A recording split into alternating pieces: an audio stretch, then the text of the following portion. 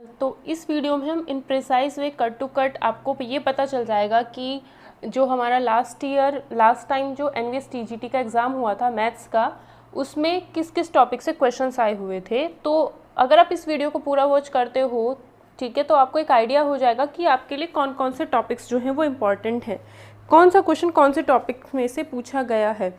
तो इस वीडियो में सिर्फ हम बात करेंगे टीजीटी मैथ की, ठीक है। उसमें सिर्फ सब्जेक्ट की हम बात करेंगे कि सब्जेक्ट में जो टॉपिक्स हैं वो कौन कौन से टॉपिक है, कहाँ कहाँ से क्वेश्चन पूछा गया है, एक टॉपिक में से आपको कितने क्वेश्चन मिले हैं, तो आपको यहाँ से वो सब आइडिया हो जाएगा, ठीक है। यहाँ पर हिंदी इसलिए लिखा हुआ है क्योंकि जो थर्ड लैंग्वेज चूज़ की गई थी इस पेपर में वो हिंदी थी। इंग्लिश हिंदी तो करना ही होता है, थर्ड लैंग्वेज अगर हिंदी चूज़ करोगे तो हिंदी लिखा हुआ आएगा, इंग्लिश चूज़ करोगे तो इंग्लिश लिखा हुआ आएगा। आप जब एग्ज़ाम दे रहे होंगे तो एग्ज़ाम में जैसे फर्स्ट क्वेश्चन है तो इसकी आप लैंग्वेज चेंज कर सकते हो, इसमें कोई दिक्कत नहीं, बाइलिंगुअल एग्ज़ाम होता है, ठीक है। तो आप एग्ज़ाम में क्वेश्चन की लैंग्वेज को भी चेंज कर सकते हो एट द टाइम, ठीक।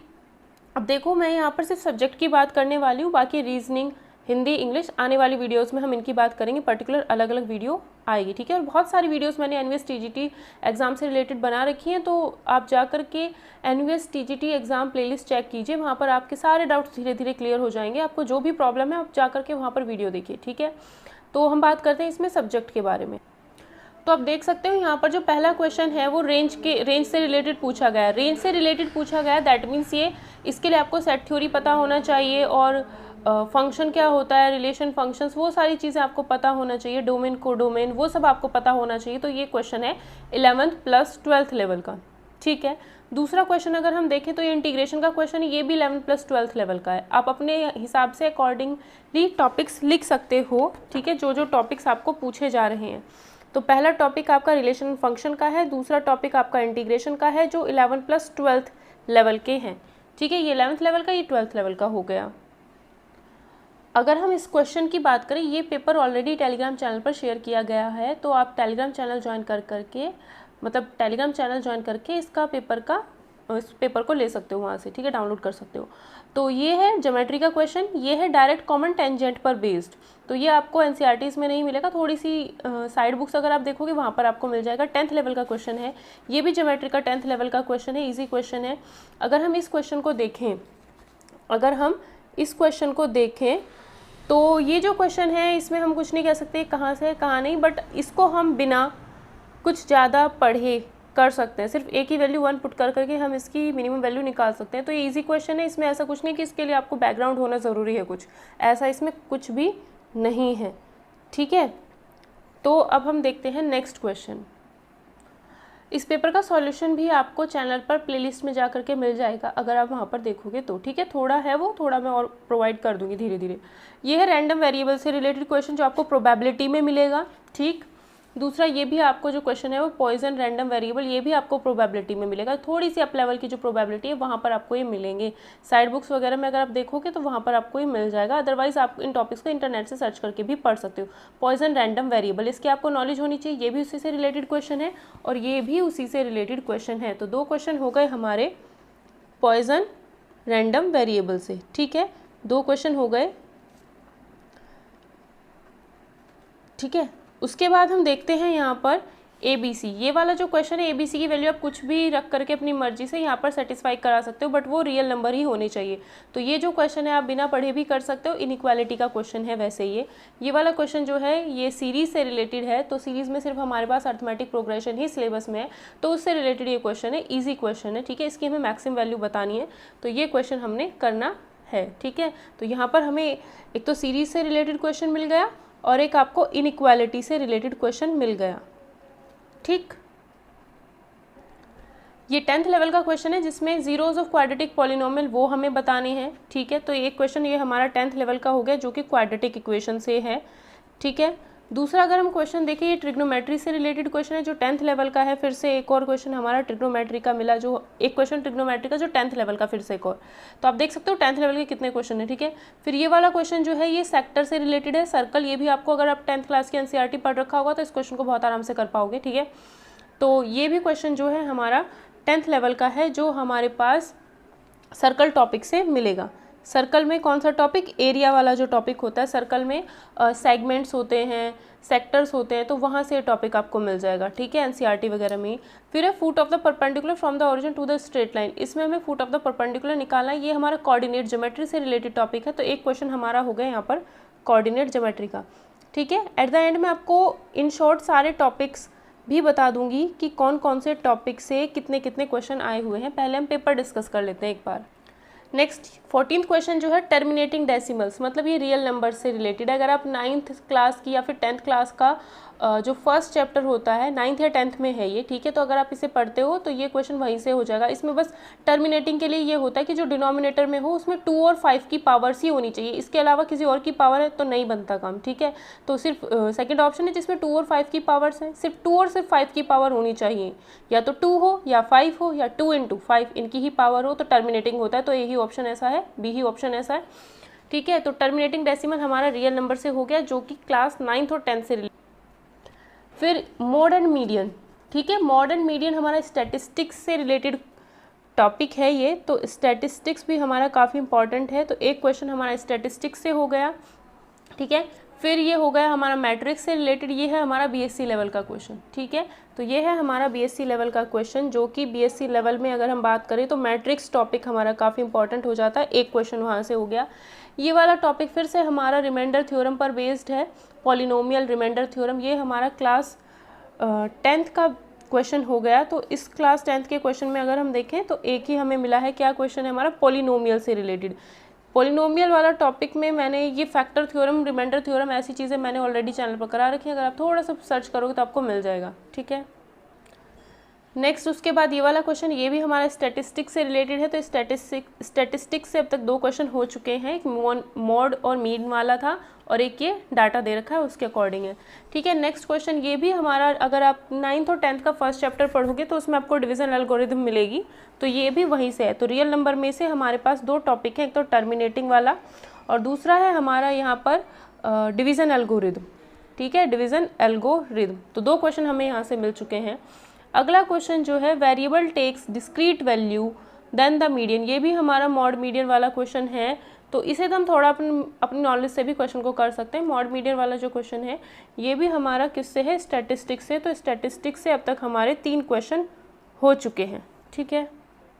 तो ये वाला क्वेश्चन आप देख सकते हो कि represent a pair of straight line, ये थोड़ा बीएससी लेवल में आपको मिल जाएगा, अगर बीएससी लेवल में थोड़ा सा ये चीज़ आप लोग पढ़ोगे तो ये वहाँ से मिल जाएगा आपको, पेयर ऑफ स्ट्रेट लाइन, ठीक है। तो पेयर ऑफ स्ट्रेट लाइन, जबकि कोऑर्डिनेट ज्योमेट्री में हमें इतना कुछ दे नहीं रखा है सिलेबस में, बट ये सिलेबस से थोड़ा सा अलग हो गया, तो पेयर ऑफ स्ट्रेट लाइन जो कि हमारा 3D में आएगा टॉपिक, ठीक है तो 2D का ही ये, बीएससी लेवल का है, 2D का ही है बट बीएससी लेवल का है, ठीक है। नेक्स्ट अगर हम क्वेश्चन देखें, सिलेंडर एंड कॉन यानी एरिया से रिलेटेड है, ये हमारा मे बी 10th या फिर मे बी 12th का क्वेश्चन है, ठीक है, 10th या 12th का क्वेश्चन है। वही मेंसुरेशन 10th लेवल का ही है, ये मेंसुरेशन का क्वेश्चन हो जाता है हमारा, तो यहाँ हम देख सकते हैं कि मेंसुरेशन से हमें एक क्वेश्चन मिल गया, ठीक।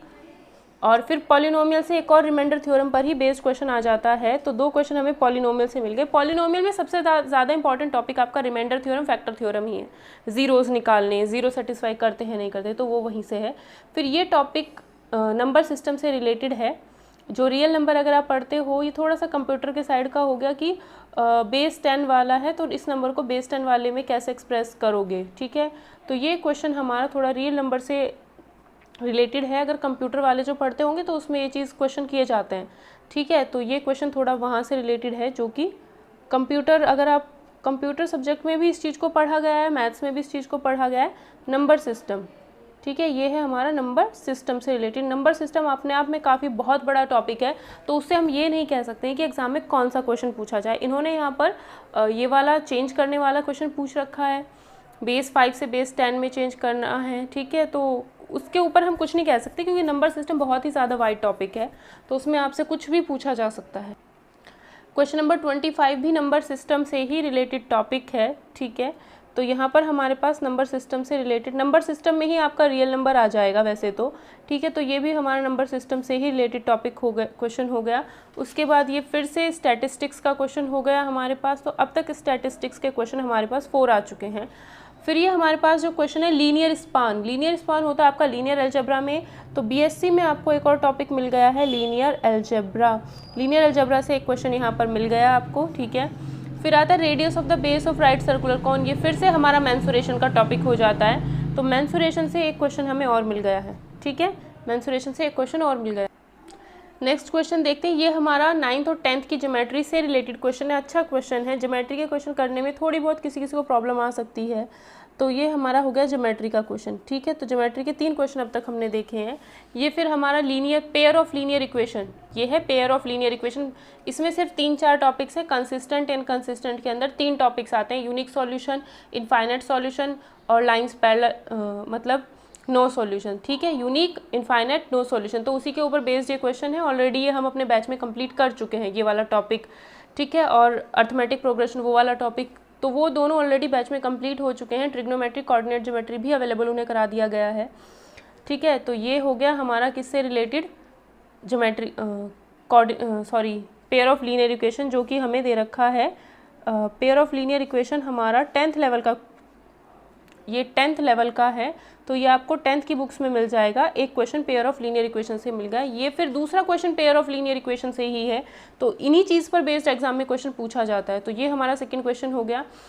If the difference between the corresponding roots is same, तो ये हमारा फिर से क्वाड्रेटिक इक्वेशन से बेस्ड क्वेश्चन हो गया। तो क्वाड्रेटिक इक्वेशन से बेस्ड हमारे पास 2 क्वेश्चन आ चुके हैं, ठीक है। पहला क्वेश्चन 0 से रिलेटेड था, आसान था, इसमें थोड़ा सा हमें कुछ और करना पड़ेगा। तो ये थोड़ा सा दूसरा अलग क्वेश्चन, इसमें रिलेशन पूछा जा रहा है ए और बी के बीच में। ये फिर आ जाता है हमारा रिकरेंस इक्वेशन। रिकरेंस इक्वेशन जो अगर आप सॉल्व करना चाहो तो ये आप इंटरनेट से सर्च करके भी पढ़ सकते हो, ठीक है, क्योंकि ये इतना ज़्यादा वाइड टॉपिक नहीं है। ये कुछ टॉपिक्स तो ज़रूरी नहीं है कि आप बुक से ही सर्च करो, क्योंकि ये सिलेबस में दे रखा है आपको डायरेक्ट रिकरेंस रिलेशन।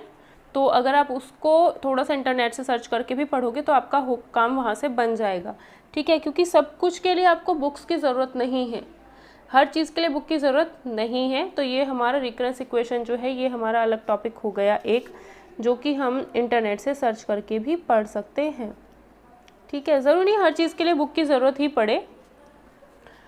और फिर नेक्स्ट क्वेश्चन फिर से equation of straight line passing through the point of intersection are perpendicular to, ये भी हमारा कोऑर्डिनेट ज्योमेट्री का क्वेश्चन है।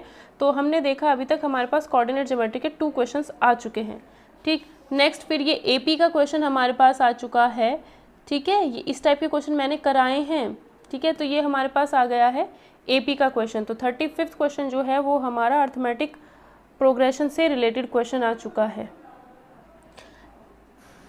नेक्स्ट क्वेश्चन जो दे रखा है फिर से मेंसुरेशन से रिलेटेड क्वेश्चन है, आसान क्वेश्चन है। तो मेंसुरेशन से अब तक हमने देखा 3 क्वेश्चन आ चुके हैं जो कि 10th लेवल के हैं। तो यहाँ इस वीडियो को देखने के बाद आपको ये ज़रूर पता चल जाएगा कि आपको कितना पोर्शन 10th का करना है, कितना पोर्शन 11th 12th का करना है, कितना पोर्शन आपको क्या कहते हैं बीएससी और बीएससी का करना है, सॉरी एमएससी का नहीं, बीएससी का कितना पोर्शन करना है।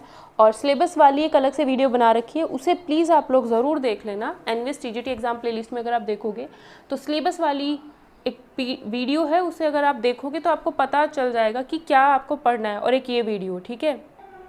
नेक्स्ट क्वेश्चन देखते हैं, रियल नंबर्स हैं एक्स और वाई, ये तो ये हमारा एक अलजेब्रा से रिलेटेड क्वेश्चन है, ठीक है। तो सिंपल अलजेब्रा आपको पता होना चाहिए, वही पॉलिनोमियल में ही समझ लो इसे, या फिर अलजेब्रा एक अलग छोटा सा टॉपिक है, थोड़ा बहुत इसके बारे में आपको पता हो तो ये क्वेश्चन आप कर सकते हो ईजीली, ठीक है। वही 10th 8th 9th 10th तक के लेवल का क्वेश्चन है ये वाला 2।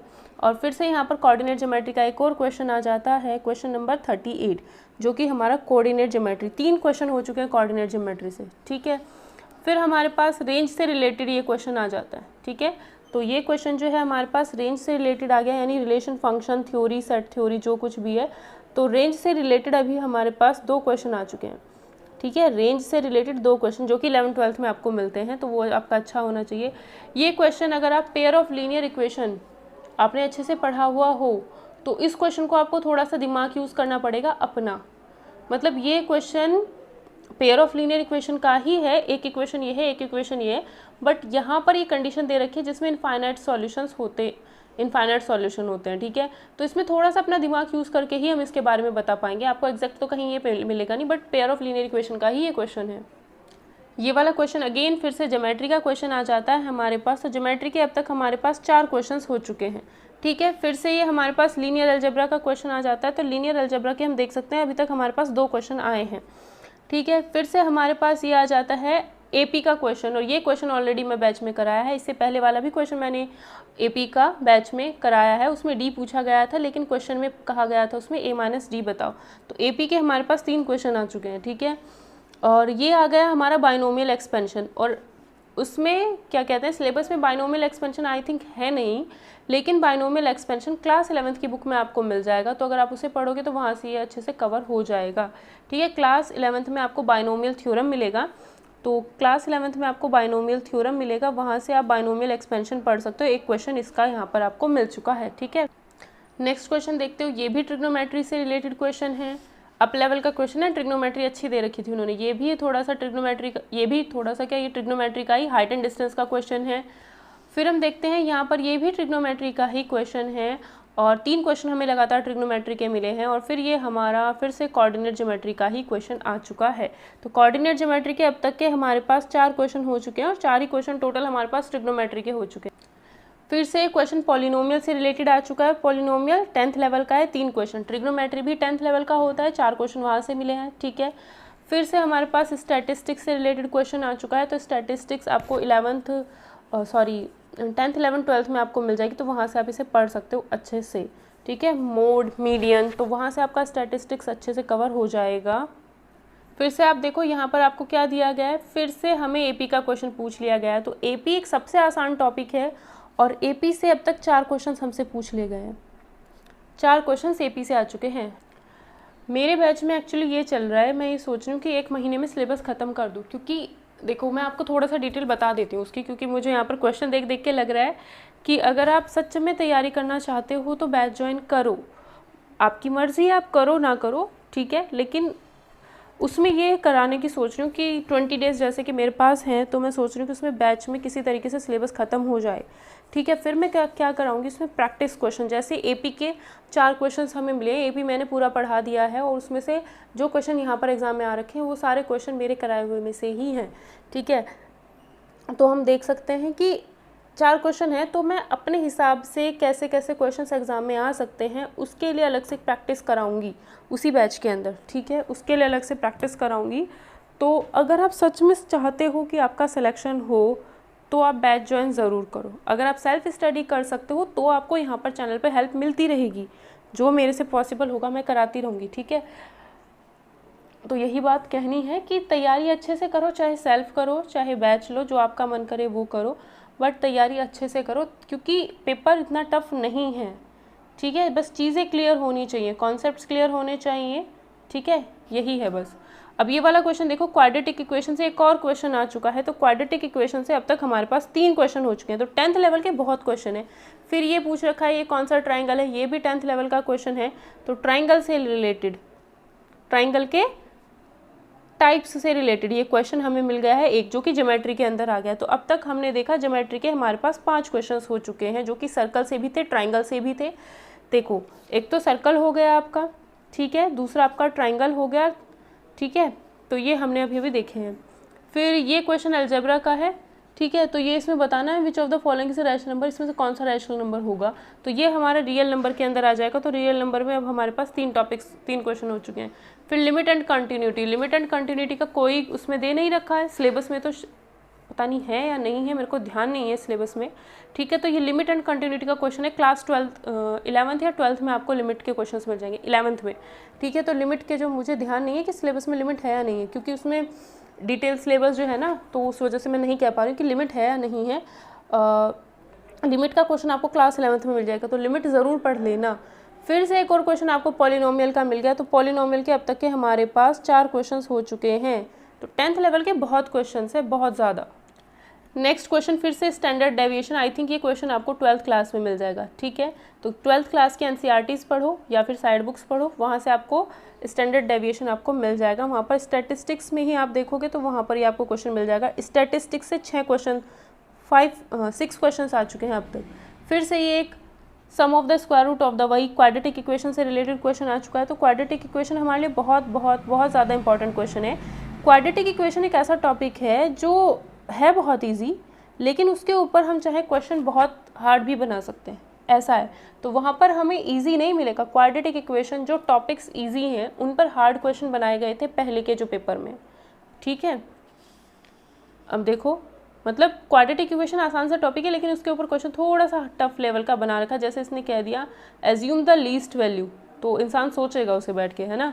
वैसे तो उसे क्वाड्रेटिक इक्वेशन आता है, तो क्वाड्रेटिक इक्वेशन को टॉपिक को अगर किसी को भी पढ़ते हो तो उसे 0 से लेकर के एंड तक, जहाँ पर उसका एंड हो वहाँ तक पढ़ो, ठीक है। फिर से ये प्रोबेबिलिटी का क्वेश्चन आ गया है यहाँ पर। तो प्रोबेबिलिटी के अब तक के हमने देखे हैं 3 क्वेश्चन आ चुके हैं, ठीक है। 3 क्वेश्चन, वही रैंडम वेरिएबल के बारे में बार बार वो बोल रहा है। ये क्वेश्चन में हम कह सकते हैं 3 इक्वेशन सब मैट्रिक्स से रिलेटेड है, ये मैट्रिक्स से रिलेटेड है और कंसिस्टेंट इनकंसिस्टेंट, तो ये टॉपिक आपको मैट्रिक्स में मिलेगा, दूसरा क्वेश्चन मैट्रिक्स में, ठीक है।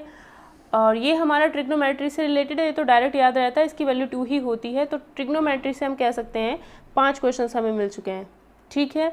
और फिर से हमारे पास ये क्वेश्चन आ चुका है मेंसुरेशन का। मेंसुरेशन में volume of a cube, cube से रिलेटेड है, ठीक है, जैसे आपका डाइस होता है।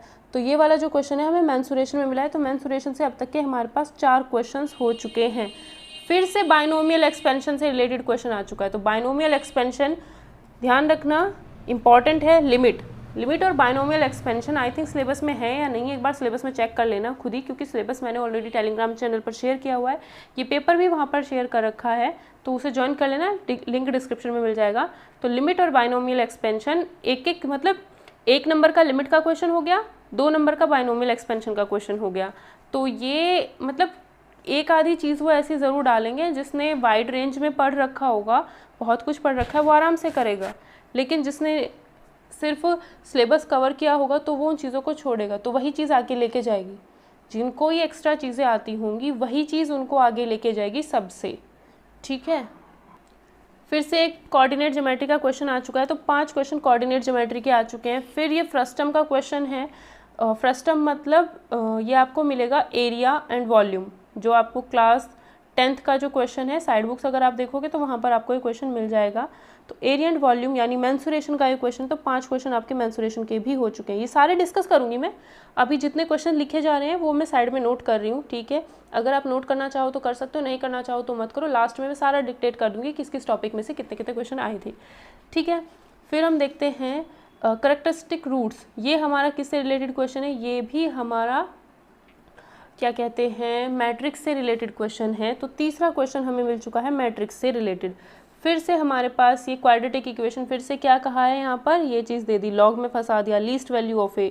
तो फिर से इसने कुछ फंसाया है क्वेश्चन को, क्वाड्रेटिक इक्वेशन तो बोल दिया लेकिन उसको हार्ड किया है, क्वाड्रेटिक इक्वेशन को थोड़ा सा हार्ड बनाने की इसने कोशिश की है। ये फिर से एक अलग से टॉपिक मिल गया फ्रैक्शनल पार्ट। तो इस टॉपिक को भी आप इंटरनेट से सर्च करके पढ़ सकते हो। फ्रैक्शनल पार्ट और रिकरेंस और फ्रैक्शनल पार्ट जो है वो आई थिंक सिलेबस में है या नहीं है ये भी मैं नहीं कह सकती, क्योंकि मुझे ध्यान नहीं है सिलेबस प्रॉपर, क्योंकि याद तो मैं भी नहीं कर सकती ना सिलेबस को पूरा प्रॉपर, ठीक है। तो फ्रैक्शनल पार्ट और रिकरेंस रिलेशन तो सिलेबस में लिखा हुआ है, वो तो मुझे याद है, बट फ्रैक्शनल पार्ट शायद नहीं लिखा हुआ है। तो फ्रैक्शनल पार्ट और लिमिट और बाइनोमियल एक्सप्रेशन, आप एक बार इन तीनों को सिलेबस में ज़रूर चेक करना कि इन तीनों में से बाकी सब तो सिलेबस में है, बट फ्रैक्शनल पार्ट, लिमिट और बाइनोमियल एक्सप्रेशन, इनको तीनों को चेक करना आप सिलेबस में है या नहीं है, ठीक है। लेकिन आपको ये टॉपिक्स पढ़ने हैं, fractional part, binomial expression class 11th में मिलेगा, ठीक है, और लिमिट आपको क्लास 11th में मिलेगा। तो मतलब 11th 12th की मैथ्स भी अगर आपको सारी की सारी अच्छे से आती है तो आपके लिए बेनिफिट है, प्लस पॉइंट है वो एक, ठीक है। फ्रैक्शनल पार्ट थोड़ा अलग टॉपिक है, इसको आप इंटरनेट से सर्च करके पढ़ लो, इसमें ज़्यादा नहीं पढ़ना है, सिर्फ इंपॉर्टेंट चीज़ यही पढ़ लो कि ये किस टाइप का क्वेश्चन है, ठीक है। फिर से लिमिट का क्वेश्चन आ चुका है, ठीक। तो फिर से हमारे पास लिमिट का क्वेश्चन एक और आ चुका है। तो लिमिट के अभी हमने देखे 2 क्वेश्चन हमें मिल चुके हैं लिमिट के, और फिर हमारे पास डिफ्रेंशिएशन तो है ऑलरेडी, ठीक है। तो आई थिंक जब डिफ्रेंशिएशन वाला लिखा हुआ होगा ना सिलेबस, तो उसी के अंदर ये लिखा हुआ होगा लिमिट भी, तो लिमिट हमारा शायद सिलेबस में होगा ही होगा, ठीक है। तो डिफ्रेंशिएशन आ गया हमारे पास, जो हमें क्लास 12th में मिल जाएगा डिफ्रेंशिएशन, ठीक। तो एक क्वेश्चन हमें डिफ्रेंशिएशन का मिल गया, एक क्वेश्चन हमें किसका मिल चुका है, डिफ्रेंशिएशन का। और फिर हमें फिर से एक और क्वाड्रेटिक इक्वेशन पर बेस्ड एक और क्वेश्चन मिल चुका है। तो क्वाड्रेटिक इक्वेशन पर हम कह सकते हैं टोटल 6 क्वेश्चन हमारे हो चुके हैं। 6 नंबर का अकेला एक क्वाड्रेटिक इक्वेशन चैप्टर, आप सोच सकते हो। ये वाला क्वेश्चन है नंबर ऑफ डिविजर्स, जो है वो नंबर सिस्टम में मिलता है। नंबर सिस्टम अपने आप में कम से कम अगर आपसे पढ़ोगे तो आपको 20-25 एक महीना चाहिए ही चाहिए अगर आप उसे डिटेल में पढ़ना चाहते हो, ठीक है। तो ये है हमारा नंबर सिस्टम। नंबर सिस्टम से 2-3 क्वेश्चन तो आपको मिलेंगे ही मिलेंगे, ठीक है। इसको भी आप ABCD की या PQR कुछ भी अपनी तरफ से वैल्यू पुट करके रख सकते हो। ये इनइक्वालिटी का क्वेश्चन है, तो इनइक्वालिटी से हमें 2 से 3 क्वेश्चन हमें मिल जाएंगे एग्जाम में देखने को। फिर से रियल नंबर से रिलेटेड क्वेश्चन है, वही अलजेब्रा से रिलेटेड क्वेश्चन है, तो अलजेब्रा में वही लीस्ट वैल्यू वगैरह बतानी होती है, तो ये वहाँ से हमें क्वेश्चन मिल चुका है। फिर से एक इंटीग्रेशन का क्वेश्चन आ गया है, तो इंटीग्रेशन के अब तक देखे हमने सिर्फ 2 ही क्वेश्चन आए हैं। उनके ऊपर डिपेंड करता है कि किस टॉपिक से वो कितने क्वेश्चन डालें। मैं यहाँ पर दिखा देती हूँ आपको कि किस किस टॉपिक से कितने कितने ज़्यादा क्वेश्चन आ रखे हैं। जैसे ट्रिग्नोमेट्री, मेंसुरेशन बहुत ज़्यादा इंपॉर्टेंट टॉपिक है, 5-5 नंबर के क्वेश्चन लेके जा रहा है। तो 10th लेवल तक का अगर आप बहुत अच्छे से करते हो तो बहुत ज़्यादा स्कोर तो आपका वहीं से होगा। लेकिन छुटपुट जो छोटे छोटे से क्वेश्चन निकल के आएंगे वो आप तभी कर पाओगे जब आपने 11th-12th और BSc के मेन टॉपिक्स पढ़े हुए होंगे। 11th-12th तो आपको बहुत अच्छे से आना चाहिए। अगर आप पूरी बुक कर सकते हो तो बहुत आप प्लस पॉइंट में ही रहोगे, सबसे आगे ही रहोगे, ठीक है। NCERT हो चाहे साइड बुक्स हो उसमें। नेक्स्ट क्वेश्चन फिर से अलजेब्रा का क्वेश्चन है, इजी क्वेश्चन है। तो अलजेब्रा के हमने देखे 3 क्वेश्चन हमें मिल चुके हैं। तो जो पॉलिनोमियल है ना, जब पॉलिनोमियल पढ़ोगे तो उसके अंदर ही आपका अलजेब्रा, मतलब अलजेब्रा के अंदर ही पॉलिनोमियल है, बट पॉलिनोमियल में ही आपको ऐसे ऐसे क्वेश्चंस भी देखने को मिल जाएंगे। अलजेब्रा सिंपल आना चाहिए, वही क्लास 8th वाला है ये। क्लास 8th में आप अलजेब्रा पढ़ोगे, साइड बुक्स थोड़ा सा कर लोगे तो वहाँ से आपको 76 क्वेश्चन जो है ये वाला हो जाएगा। फिर ये वाला question, pair of linear equation में 3 ही कंडीशन होती है, no solution, unique solution, infinite solution. तीनों के ऊपर 3 क्वेश्चन बने हुए हैं। तो पेयर ऑफ लीनियर इक्वेशन से उन्होंने 4 क्वेश्चन पूछे हैं। 3 क्वेश्चन तो कंडीशंस दे करके, एक क्वेश्चन थोड़ा सा डिफरेंट बना करके, उसे सब कर पाए ना कर पाए, ठीक है। फिर से ये एक सीरीज़ का क्वेश्चन है, चाहे आप इसे नॉर्मली भी कर सकते हो। मीन निकालना है आपको, सिर्फ पता होना चाहिए। ये तो सिंपल क्वेश्चन है, अलजेब्रा से मान लो, जिससे भी आप इसको मानो, सिंपल क्वेश्चन है ये हमारा, इसे सब लोग कर सकते हैं। फिर से ये अलजेब्रा से रिलेटेड क्वेश्चन हो गया। या फिर सर्ड्स कह दो कि पावर 3 की पावर x + y, 3 की पावर 4 इसको लिखेंगे, 3 की पावर 4 81 को लिखेंगे। तो ये सर्ड्स एंड इंडिसेस से रिलेटेड भी आप कह सकते हो। मतलब आपको अगर पावर्स के बारे में नॉलेज है तो वहाँ से आप इस क्वेश्चन को कर सकते हो, ठीक है। सिंपल मीन से रिलेटेड एक क्वेश्चन है ये, mean of odd natural numbers. तो ये भी आसान क्वेश्चन है, बिना पढ़े हम इन टॉपिक्स को कर सकते हैं, बिना पढ़े इन टॉपिक्स को कर सकते हैं हम। तो वो चीज़ें मैं अपने बैच में बताऊँगी, ठीक है, क्योंकि सबको तो हम वो चीज़ें नहीं बता सकते ना। नेक्स्ट क्वेश्चन ये भी अलजेब्रा से रिलेटेड है। इसमें ये सब कुछ सॉल्व नहीं किया जाता कि इसकी पावर 2, इसकी पावर 3, जो कुछ भी 3 लिखा हुआ है पावर, वो सॉल्व करो, नहीं। इसमें एक अलजेब्रिक फार्मूला लगता है, वो हम वहाँ पर करते हैं, ठीक है। तो ये भी हमारा अलजेब्रा से रिलेटेड क्वेश्चन आ गया। 4 क्वेश्चन हो चुके हैं। ये फिर से नंबर सिस्टम से रिलेटेड आ चुका है। तो नंबर सिस्टम से अभी तक हमारे कई क्वेश्चन आ चुके हैं, 3-4 क्वेश्चन आ चुके हैं। तो एक क्वेश्चन हमारा ये हो गया नंबर सिस्टम से रिलेटेड। या फिर आप रियल नंबर ले लो या फिर नंबर सिस्टम, दोनों एक ही उसके अंदर आ जाएंगे, रियल नंबर या फिर नंबर सिस्टम। 5 क्वेश्चन हमारे, अगर नंबर सिस्टम पढ़ोगे तो उसके अंदर फिर सारी चीज़ें आ जाएंगी, रियल नंबर वगैरह जो कुछ भी है, ठीक है। तो उससे एक क्वेश्चन आ जाता है। फिर से क्वाड्रेटिक इक्वेशन से क्वेश्चन आ चुका है। तो क्वाड्रेटिक इक्वेशन तो बहुत इंपॉर्टेंट है, 7 क्वेश्चन अकेला लेके बैठा है, 7 मार्क्स इसी से हैं क्वाड्रेटिक इक्वेशन से। फिर प्रोबेबिलिटी का क्वेश्चन आ गया है। तो प्रोबेबिलिटी का जो चैप्टर है आपका काफ़ी अच्छे क्वेश्चंस लेकर के जा रहा है। ये 4 क्वेश्चन हमें इससे मिल चुके हैं, ठीक है। ये तो 11th-12th वाली प्रोबेबिलिटी, वो पॉइजन रैंडम वेरिएबल, वो थोड़ा सा अप लेवल में चला जाता है, वो शायद आपको साइड बुक्स में मिल जाए 12th क्लास की या 11th क्लास की पॉइजन रैंडम वेरिएबल। बट ये सिंपल प्रोबेबिलिटी है, ये आपको 12th में मिल जाएगी, ठीक है। नेक्स्ट क्वेश्चन फिर से coordinate geometry, 6 number coordinate geometry, trigonometry, mensuration, बहुत इंपॉर्टेंट टॉपिक्स हैं, ठीक है। फिर से ये हमारा मेंसुरेशन का क्वेश्चन आ गया। 6 क्वेश्चन हमारे मेंसुरेशन के हो गए अब तक, ठीक है।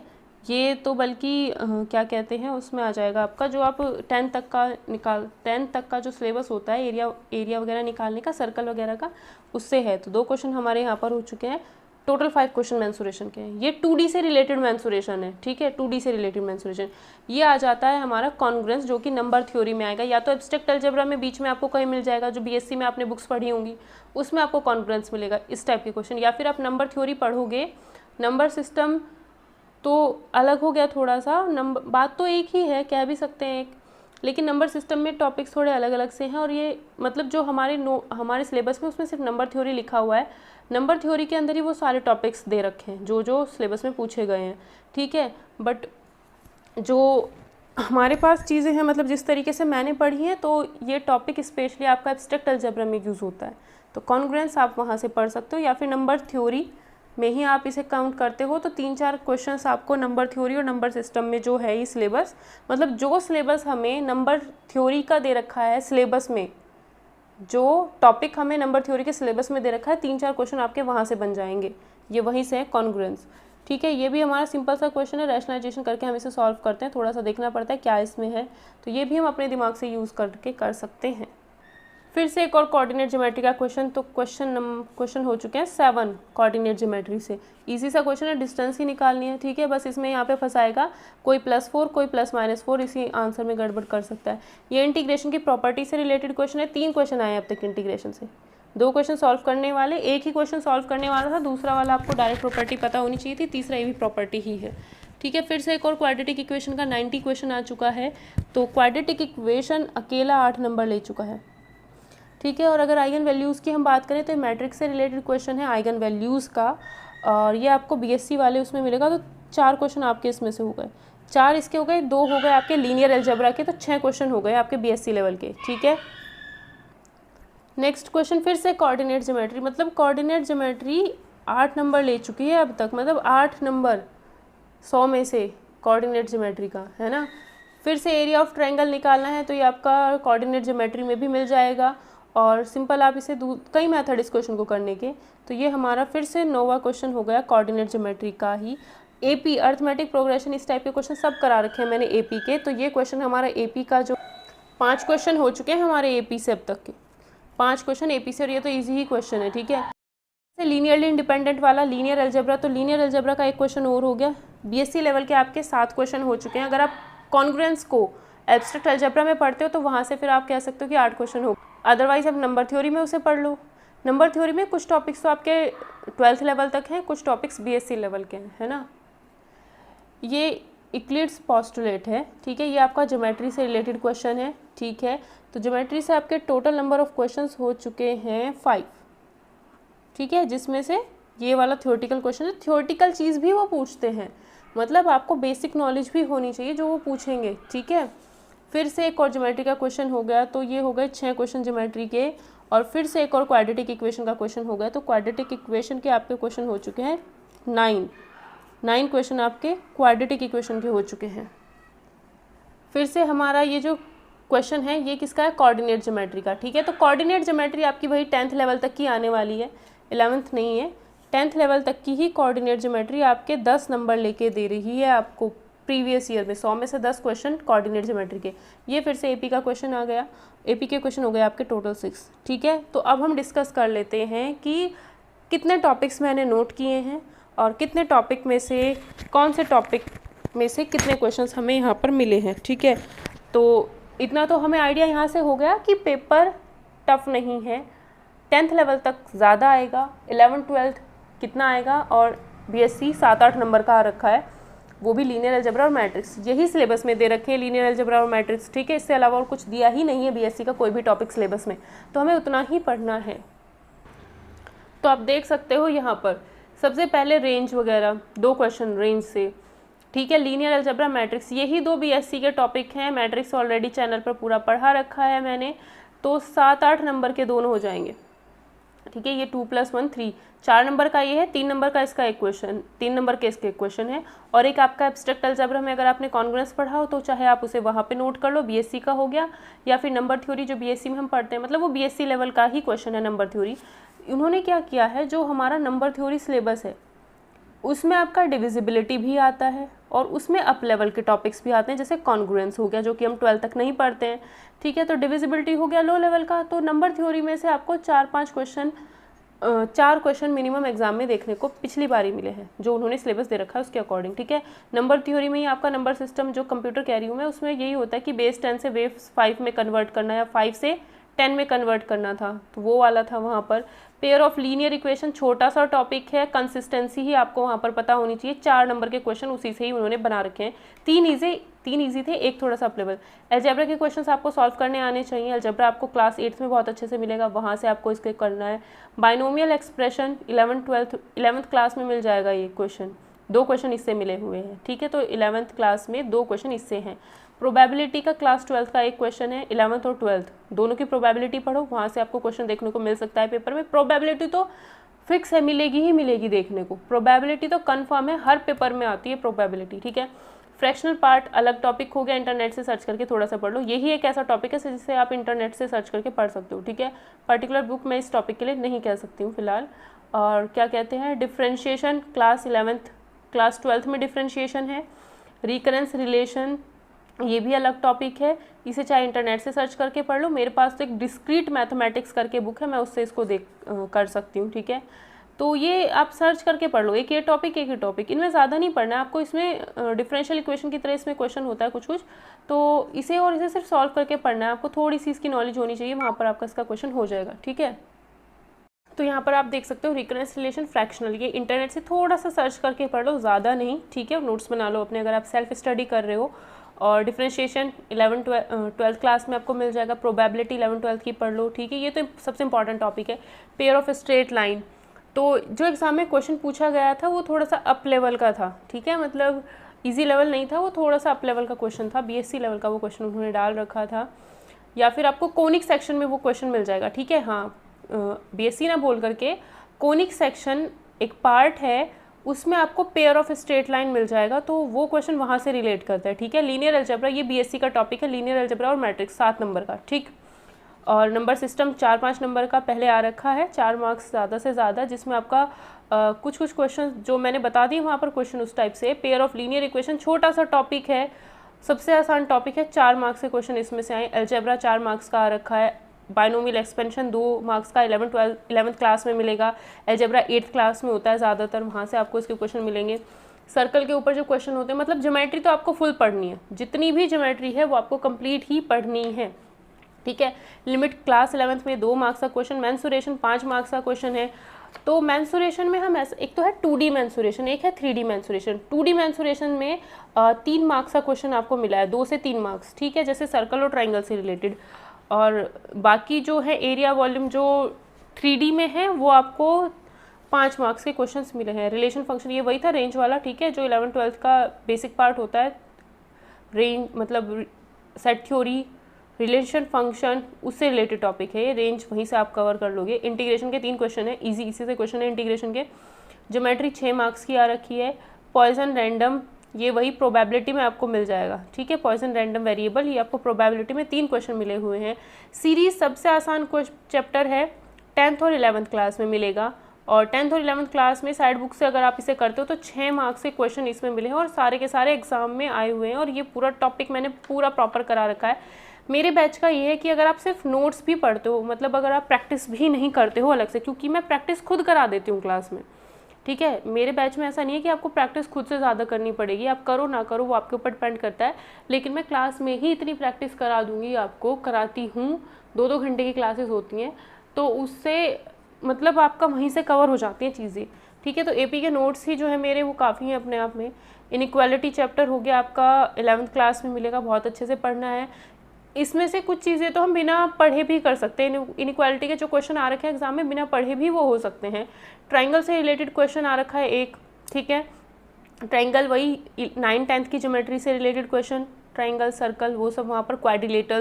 क्वाड्रिलेटरल से ये है क्वाड्रेटिक इक्वेशन। क्वाड्रेटिक इक्वेशन बहुत अच्छी पूछी गई है एग्जाम में, तो 8 नंबर के क्वेश्चन वहाँ से आ रखे हैं, सॉरी 9 नंबर के, 9 questions based on quadratic equations. अब सोचो 9 नंबर के क्वेश्चन क्वाड्रेटिक इक्वेशन में से, तो थोड़ा अप लेवल का पढ़ना है, तो इसके लिए आप आर.डी. शर्मा फॉलो कर लो तो ज़्यादा बेटर रहेगा। और जितने एक्स्ट्रा क्वेश्चन इंटरनेट से सर्च करके लगा सकते हो लगाओ, क्योंकि ये अच्छी पूछ रखी है एग्जाम में। तो मैं ये सारी चीज़ें बता रही हूँ प्रीवियस ईयर के अकॉर्डिंग, ठीक है। ट्रिग्नोमेट्री 10th क्लास में होती है, सिर्फ 10th क्लास की पढ़ लो, 5 मार्क्स के क्वेश्चन वहीं से आएंगे। 11th क्लास की ट्रिग्नोमेट्री मेंशन नहीं है, ठीक है। और क्या कहते हैं, थोड़ा साइड बुक से इसको अच्छे से पढ़ना, क्योंकि अच्छे क्वेश्चन पूछे हैं ट्रिग्नोमेट्री के। अगर पढ़ना चाहो तो 11th की भी पढ़ लो, कोई दिक्कत नहीं है, ठीक है। वही सर्कल एरिया, ये तो वापस आ गया। कोऑर्डिनेट ज्योमेट्री 10 मार्क्स की, क्वाड्रेटिक इक्वेशन, कोऑर्डिनेट ज्योमेट्री, ये सब क्लास 10th के क्वेश्चन हैं। रियल नंबर वही, ये तो उसी में ही आ गया। रियल नंबर में टर्मिनेटिंग डिवीजन एल्गोरिथम।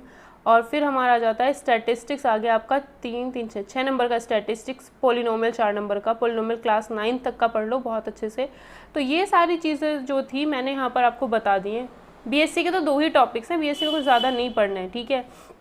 तो यहाँ पर मैंने आपको चीज़ें कवर करा दी हैं। अगर आप इन चीज़ों को बहुत अच्छे से कवर करते हो, ठीक है, अगर आप इन चीज़ों को बहुत अच्छे से कवर करते हो तो आप सब्जेक्ट में काफ़ी अच्छे मार्क्स लेके आ जाओगे, ठीक है। सब्जेक्ट वाले पोर्शन में जिसमें आपका मैथ्स का पोर्शन आएगा, तो मैथ्स तो आप काफ़ी हद तक बहुत अच्छे से कवर कर लोगे। बाकी इसमें पेडागोजी एंड ऑल इस बार डाल दिया उन्होंने, पहले नहीं था, ठीक है। तो अगर आपको ये वीडियो पसंद आए, देखो मेरी राइटिंग कटिंग वटिंग मुझसे होती है, लेकिन ये लिखने में होती है, ठीक है, क्वेश्चंस कलेक्ट करने में।